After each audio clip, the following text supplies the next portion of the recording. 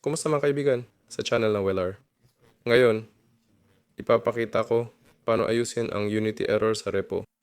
Para dito, halimbawa sa repo, i-right click ito, Properties. Kailangan natin mismo ang launch shortcut. Nasa This PC, Steam Drive, Steam Apps, Common Repo.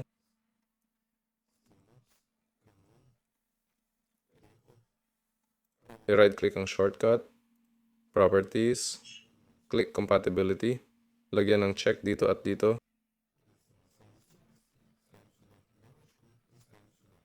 Tapos i-click ang Apply. Kung hindi gumana, Google Visual C++, i-click pinakabago, 64-bit sa akin.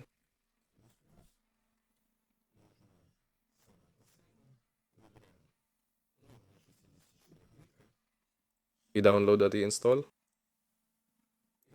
Ayun, i-click repair o install. Ayun, pagkatapos, subukan ng laro. Dapat gumana na. Yun lang yun. Si Weller to. Like at subscribe sa channel. Magandang buhay at good luck sa inyo. Paalam sa lahat.